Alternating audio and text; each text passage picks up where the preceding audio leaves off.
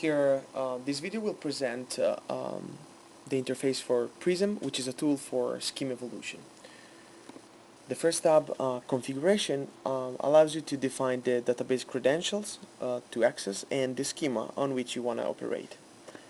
Using the default configuration you can find in this demo, you will work on the Wikipedia schema, in particular version 48 of the Wikipedia database. The SMO design is the main tab on which the database administrator can define all the changes to be applied to the current schema. I can, for example, create table test ABC and specify, for example, that C is going to be of type int, while leaving B and A as default. The system set var 255 as a default. As you can see on the left, the system keep suggesting me, keep verifying the syntax. Here, for example, I want to rewrite I want to copy the table blobs into a new table B2. The system verifies the syntax, and when the syntax is okay, it checks the information preservation and the redundancy. In this case, it says that the copy table operator is generating redundancy, but let's assume I accept it. I might also want to decompose a table, so use decompose table, for example, object cache into O1 with key name and value, and O2 with key name and expiring time. So in this case, what happened is that the original table object cache in the Wikipedia database is going to be substituted by two tables, each of which has a subset of the original column list. Clicking on Show Resulting Schema, the system show me what happened to the schema with respect to the previous one. In gray are shown and black are shown all those columns which are and tables which are unchanged.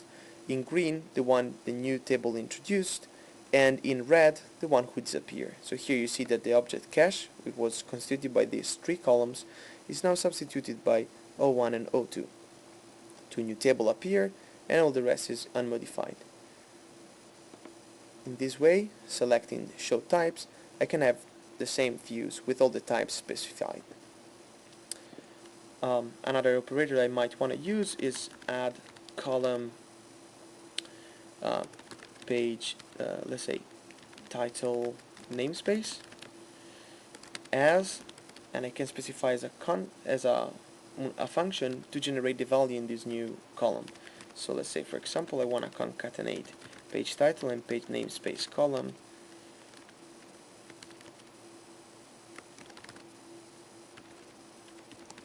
from the table page. So what happens is that the table page is going to be enriched with a new column title namespace, which is generated as specified by this function, and as shown here. The page is now extended with title namespace. Now let's say I want to drop table blobs.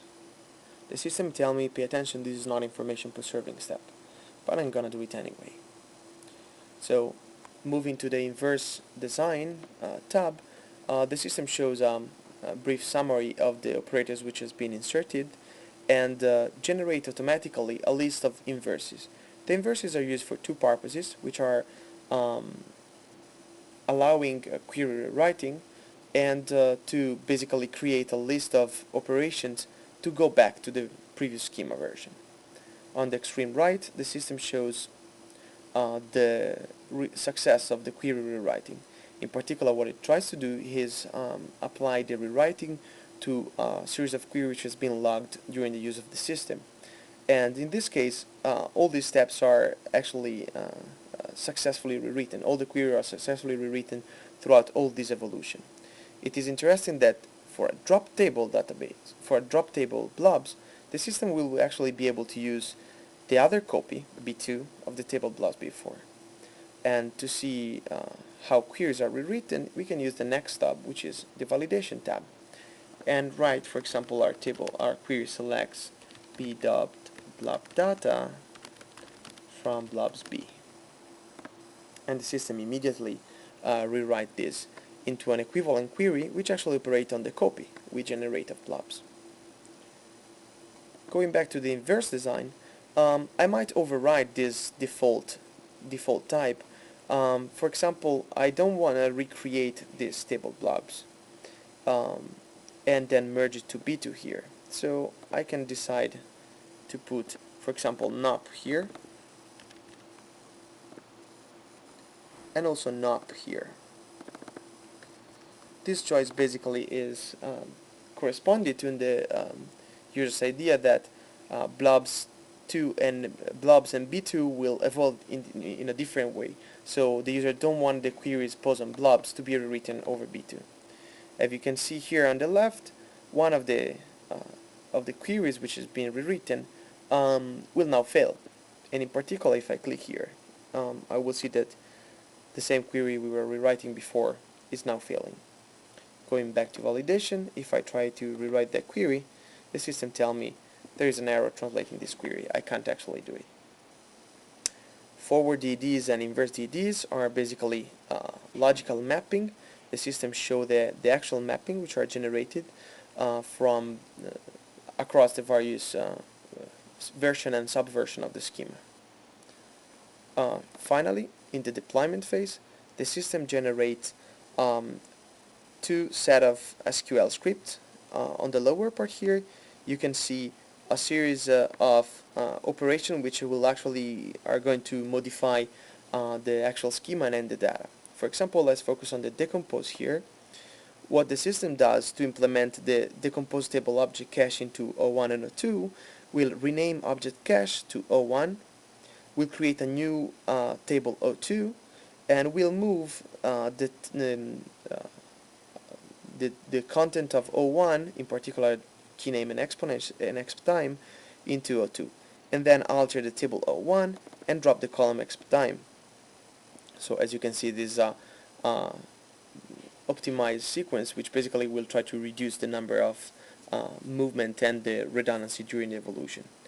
And here there are other operations, like for example the copy is implemented creating a new table and copy the content of the old table into a new one. Above here, what happens is basically that the system support all the tables which can be supported by means of views. For example, the table archive that we don't change is supported as a normal view over the existing table under different schema name. If we go back here for a second, we can see this is the target schema, and going back and back and back, we can see what is the portion of the supported schema. In particular, the supported schema will have blobs table missing and B2 and the table B2 present. So in the deployment, if you can see, these are ordered alphabetically, and the table blobs, which is supposed to be here, is actually missing. So the system generates these two SQL scripts that can be simply run in the DBMS and basically generate the support for the legacy query. That is all for now. We will be back with more videos about this.